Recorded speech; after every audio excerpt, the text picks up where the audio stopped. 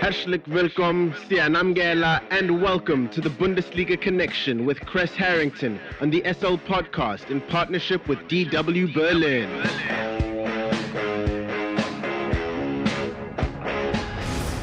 It's time for the latest from Germany's domestic football league, the Bundesliga, and more. For that, we are joined by Kres Harrington from our partner station Deutsche Welle in Berlin, Germany.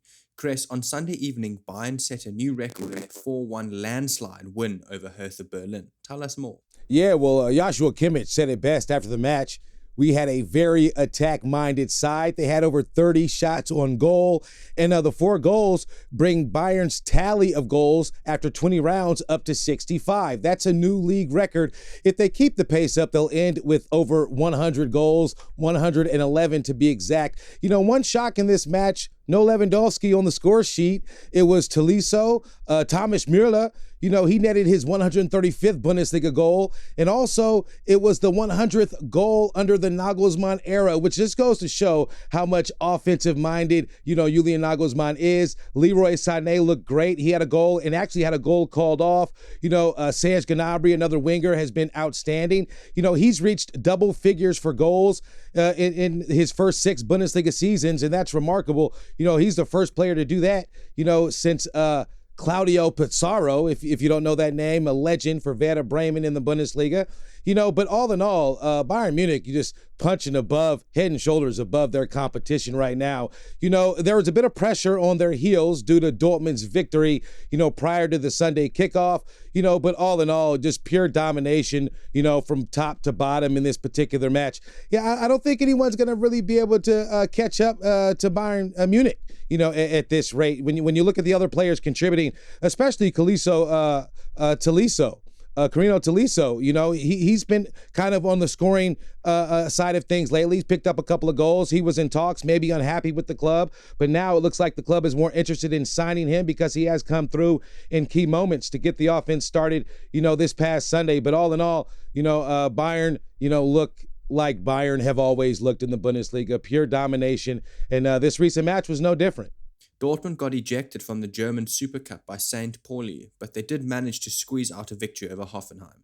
Yeah, squeeze out is the right term. As far as St. Pauli is concerned, St. Pauli plays in the 2nd division, and if the season ended right now, they'd be in the Bundesliga. They're 2nd in that table right now, so it seems to be somewhat of a competitive side. It's more news because Dortmund's exit is a big deal because they were trying to defend their German Cup title.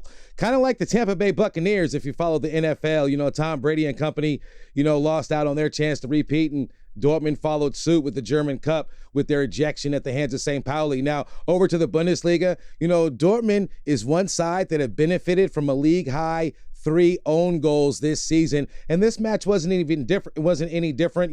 This own goal gave them the 3 points. But on the pitch, Erling Haaland was Erling Haaland. He looked good, scored a goal. He's actually scored 56 goals in 57 Bundesliga outings, the youngest player ever to reach that total. So he's remarkable. One concern, though, he checked out of the game, and that's interesting because he was hurt before. Erling Haaland is their biggest star, their biggest attraction, and then he's obviously in negotiations. Maybe he stays at the club, maybe he doesn't. But history of injury has been an issue. He's won a point, come back a little premature. Right now, the club says they're going to look at it. We don't know exactly the status of his injury. He complained of his abductor, being sore. But as far as the match, the head coach, Marco Rose for Dortmund, was happy to get the win because Hoffenheim, he acknowledged, is a very strong side. One highlight in the match was Dortmund's Daniel Mahlen. He had 2 assists, and I do think that's positive because he was kind of on the out, on the negative side of things in terms of his production. He was brought on, to be stellar, but things obviously slowly turned around and he's being more productive. Now, back to Erling Haaland. It might be good news. There's a break coming up. They don't resume action until February 6th. That should be a very interesting match. They're going to face Bayer Leverkusen. And these are the number 2, number 3 teams in the table. They both have young stars, and it should be quite interesting. But I think you should focus and worry if you're a Dortmund fan. What's the issue with Erling Haaland? Will he be back? Will he be back premature? time will tell. Hopefully he is back and healthy because Dortmund are only in 2 more competitions, the Bundesliga, which they trail Bayern by 6 points, and then they have the Europa League, which are set to kick off mid-February. So let's see, what happens. Hopefully they get some more of their injured players back in the starting lineup, and Dortmund can set off some fireworks. But all in all, close call victory, 3 points, but 3 points obviously is better than the draw and better than no points. Kres, Bayer Leverkusen and Union Berlin both picked up wins as well. Yeah, solo efforts helped both Leverkusen and Union Berlin. I'll start with the capital club, Union Berlin.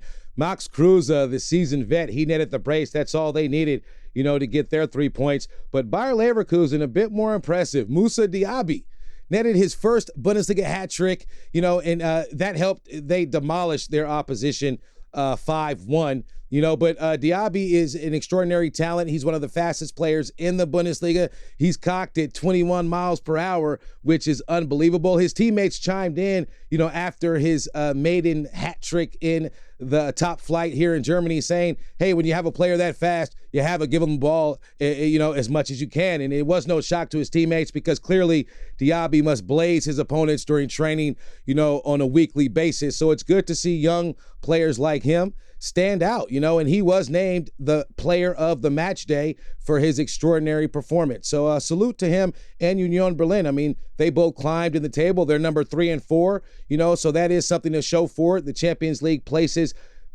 look like the dust could be settling, and if Union Berlin cracked the Champions League, that would be remarkable. Before we let you go, Kres, just like always, what else has hit your radar this week? Yeah, well, RB Leipzig, has shifted gears lately. They closed out January winning every match. Now they're number 6 on the table. Their next opponent is Bayern Munich, which could produce some former coach drama. Of course, Julian Nagelsmann, a lot of people consider left RB Leipzig hanging, and they've been struggling as of late. Tedesco obviously trying to turn things around under them with the Bulls, but that is interesting to see, that matchup, because if RB Leipzig, put up quite the fight and Bayern Munich drop points, this obviously gives Dortmund a better chance of maybe dethroning them. Another bit of news that hit my radar, it's back about Erling Haaland, Dortmund's stellar forward. He reportedly has his sights set on a move to Real Madrid. I mentioned, before, Real Madrid's interested among other clubs, but one club, Manchester United, reportedly has dropped out of the race. So we have to wait and see what happens with Erling Haaland. Real Madrid have a stellar striker in Karim Benzema, and he's already said, if you bring Haaland, I'm leaving. So we'll have to wait and see. 75 million euro release clause, and I do think a team will pay for that offensive production. Thank you very much for the Bundesliga update, Mr. Kres Harrington from our partner station Deutsche Welle in Berlin, Germany. Have a fantastic day further. Danke und auf Wiedersehen.